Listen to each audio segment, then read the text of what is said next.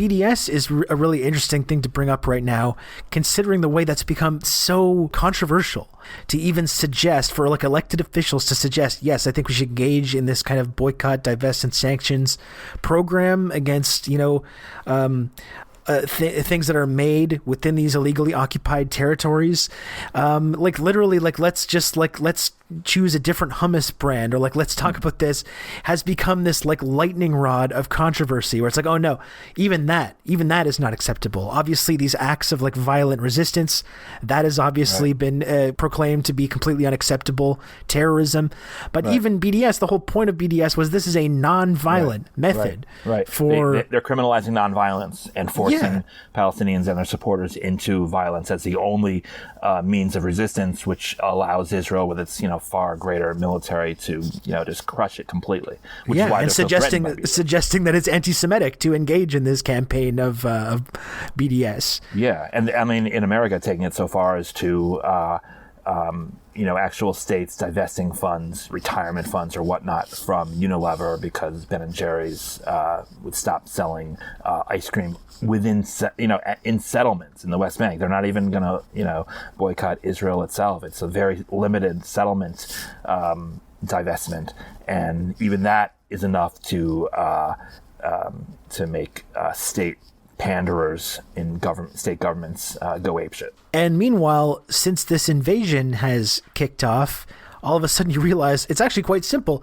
There's been this immediate mass campaign to, any Russian products, to stop purchasing Russian products, to punish like any Russian people, like Russian opera singers and pianists or actors or sports stars or like any Russian. You realize how easy it is actually to engage in this campaign in response to this violent military occupation, whereas BDS over the last 10 years has just been like completely impossible to implement on every level. You can't even get progressive politicians, to say nothing of liberals or conservatives. You can't even get progressive politicians on the record with endorsing this strategy. Right. And meanwhile, in the last 3 weeks, it's become just completely uniform. This idea that we should boycott and divest all from these Russian products and Russian companies. But even more so because BDS would not approve of the kinds of boycotts that people are espousing. Sure. Like, for instance, an individual Russian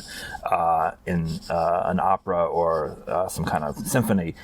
That's not according to the tenets of BDS, because BDS is not telling us to boycott Gal Gadot movies. Right. Exactly. Even though maybe they should. Because, although, I mean, on an informal level maybe, but I mean, unless it's sponsored by the Israeli government or there are very specific criteria and.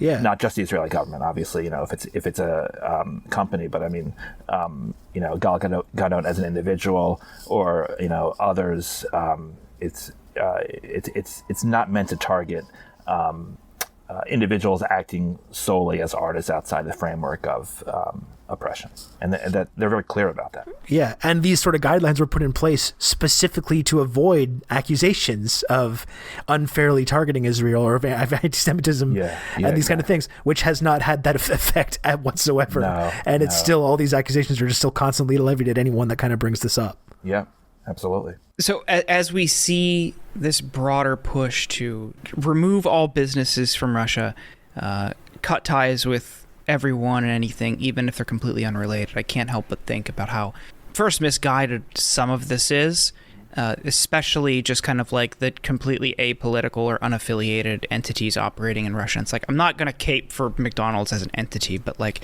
the consequences of people here calling on McDonald's to shut down operations in Russia doesn't affect Putin at all. And all that's going to do is cut off, a food option for, regular people who have nothing to do with this to begin with. And jobs, and too. In jobs, and we largely see that people still, despite knowing how, violent the response is going to be from police, are still going out to protest. I just saw a post yesterday. Someone went out and protested, had their nose smashed in. Then they're not alone. There were thousands arrested right off the bat. And those are the people who are going to feel the brunt of this totally misguided effort.